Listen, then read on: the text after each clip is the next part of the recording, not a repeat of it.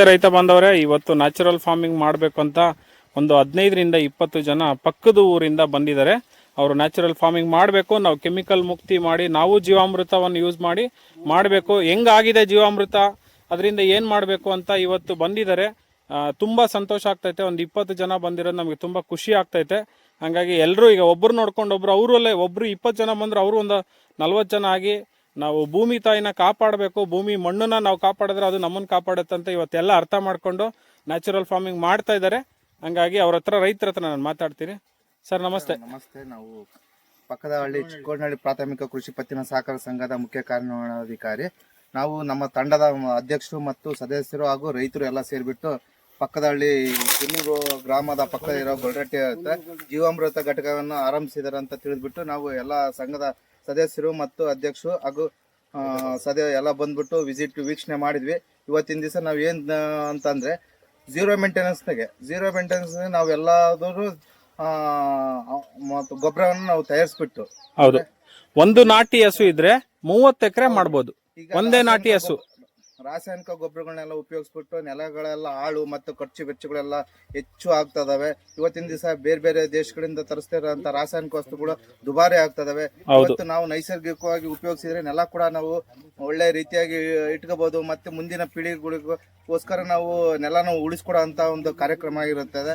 ಅದಕ್ಕೆ ದೇಶೀಯ ಆಕಳಿನಿಂದ ಬಂದಿದ್ದು ಮತ್ತೆ ತರಕಾರಿಯಿಂದ ವೇಸ್ಟ್ ಅಂತ ಎಲ್ಲ ಪದಾರ್ಥಗಳು ಏನಾದ್ರು ಒಂದು ಡ್ರಮ್ ಅಲ್ಲಿ ಹಾಕ್ಬಿಟ್ಟು ಜೀವಾಮೃತವಾಗಿ ಉಪಯೋಗಿಸ್ಬಿಟ್ಟು ಆ ಜೀವಾಮೃತದಿಂದ ಪ್ರತಿ ಗಿಡಗಳಿಗೆ ಸಿಂಪಡಣೆ ಮಾಡೋದಾಗ್ಲಿ ಮತ್ತೆ ಡ್ರಿಪ್ ಕೊಡೋದ್ರಿಂದ ನೀರ್ ಮೂಲಕ ನೆಲದಲ್ಲಿ ಜೀವನಗಳು ಹೆಚ್ಚು ಆಗ್ಬಿಟ್ಟು ಫಲವತ್ತತೆ ಹೆಚ್ಚಾಗ್ಬಿಟ್ಟು ಮತ್ತು ರೋಗ ರುಜಿನಗಳು ಕೂಡ ಹತೋಟಿಗೆ ಬರೋದ್ರಿಂದ ನೀವೆಲ್ಲರೂ ಇದನ್ನ ಉಪಯೋಗಿಸ್ಬೇಕು. ಮತ್ತೆ ಈ ಜೀವಾಮೃತವನ್ನು ಕೂಡ ನೀವು ಆದಾಯದ ಮೂಲವಾಗಿ, ರೈತರು ಆದಾಯದ ಮೂಲವಾಗಿ ನೀವು ಒಂದು ಲೀಟರ್ಗೆ 10 ರೂಪಾಯಿ ಅಂತೆ ಬೇರೆ ಕಡೆಯಿಂದ ಎಲ್ಲ ತೆಗೆದುಕೊಂಡು ಹೋದ್ರಿಂದ ನಿಮ್ಗೆ ಆದಾಯ ಕೂಡ ಆಗುತ್ತೆ, ಮತ್ತೆ ನಿಮ್ಮ ನೆಲ ಕೂಡ ಸಮೃದ್ಧಿ ಆಗುತ್ತೆ, ಮತ್ತೆ ನಿಮ್ಮಲ್ಲಿ ಬರೋಂಥ ವೇಸ್ಟ್ನ ಇದು ಕೂಡ ಜೀವಾಮೃತ ಮಾಡೋದ್ರಿಂದ ಆದಾಯ ವೆಚ್ಚ ಹೆಚ್ಚಾಗುತ್ತೆ, ಖರ್ಚಿನ ವೆಚ್ಚ ಕಮ್ಮಿ ಆಗುತ್ತೆ.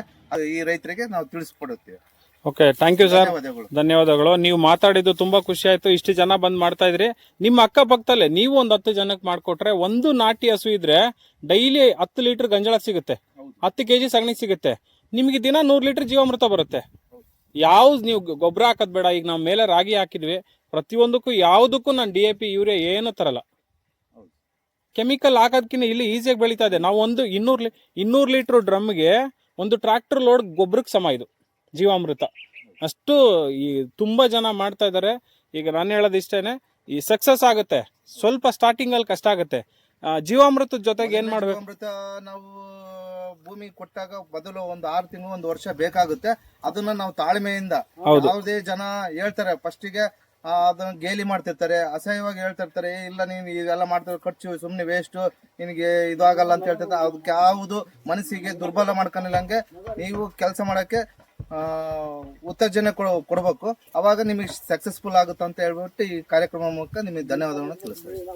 ನೋಡಿ ರೈತ ಬಾಂಧವರೇ, ಇವತ್ತಿನ ದಿನ ಜನ ಆಲ್ರೆಡಿ ಚೇಂಜ್ ಆಗಿದ್ದಾರೆ. ಯಾರು ಈ ವಿಡಿಯೋ ನೋಡ್ತೀರಾ, ವಿಡಿಯೋ ನೋಡ್ಬಿಟ್ಟು ನಿಮ್ಮ ಅಕ್ಕಪಕ್ಕ ಸುತ್ತಮುತ್ತಲವ್ರಿಗೆ ಎಲ್ರಿಗೂ ಪ್ರತಿಯೊಬ್ಬರಿಗೂ ನೋಡಿ ಶೇರ್ ಮಾಡಿ. ಯಾಕಂದ್ರೆ ನೀವು ಇದರಿಂದ ತುಂಬಾ ಅನುಕೂಲ ಆಗ್ತದೆ. ನೋಡಿ, ಇವತ್ತು 20 ಜನ ಒಂದೇ ದಿವಸ ಬಂದು ತೋಟಕ್ಕೆ ವಿಸಿಟ್ ಮಾಡಿ ನಾವು ಜೀವಾಮೃತ ಮಾಡಬೇಕು ಅಂತ ಆಸಕ್ತಿಯಿಂದ ಬಂದು ರೈತರು ಹೇಳ್ತಾ ಇದ್ದಾರೆ. ಇದರಿಂದ ಎಲ್ಲ ಚೇಂಜ್ ಆಗಬೇಕು. ನಾವು ಕೆಮಿಕಲ್ ಮುಕ್ತಿ ಮಾಡಿಬಿಟ್ಟು ನಾವು ನ್ಯಾಚುರಲ್ ಫಾರ್ಮಿಂಗ್ ಮಾಡಬೇಕು ಅಂತ ಕೇಳ್ಕೊಳ್ತೀನಿ. ನಮಸ್ತೆ.